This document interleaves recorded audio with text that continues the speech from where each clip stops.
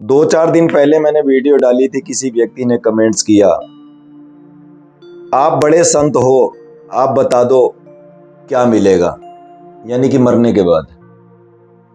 अभी हम उस विषय पर नहीं जाते हैं, बड़े संत के ऊपर आते हैं।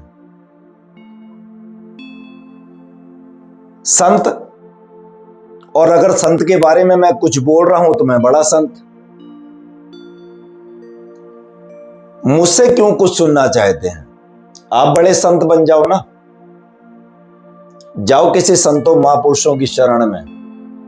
तब तक वहां से वापसी मत आना जब तक वो आपको गुरु दीक्षा ना दे दें, और वो भी विधि के अनुसार। ऐसे नहीं कि प्रवचन चल रहे हैं जी, बस इसी को जपते रहना। ऐसे नहीं, विधि के अनुसार। जल्दी आपको गुरु दीक्षा ही नहीं मिलेगी, पहले तो ये बता दूं। अगर वो दे दें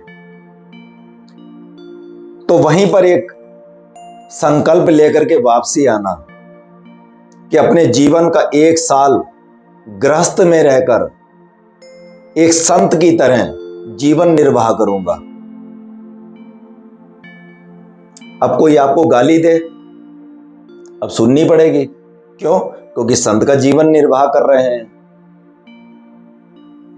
काम वासना जागेगी क्योंकि गृहस्थ में रह रहे हो, पत्नी साथ में है, संत का जीवन निर्वाह कर रहे हो, तो ब्रह्मचर्य में रहना पड़ेगा।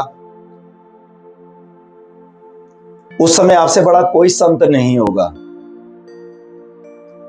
क्योंकि उन संतों महापुरुषों के पास जब पत्नी है ही नहीं,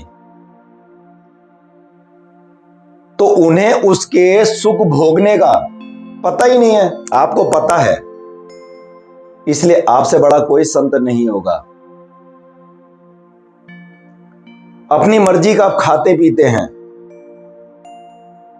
जिस तरह से संत जीवन निर्वाह करते हैं, जब आप करेंगे वो चीज खाएंगे, तो आपसे बड़ा कोई संत नहीं है, क्योंकि आपके पास सब कुछ है, हो करके भी नहीं खा रहे हैं।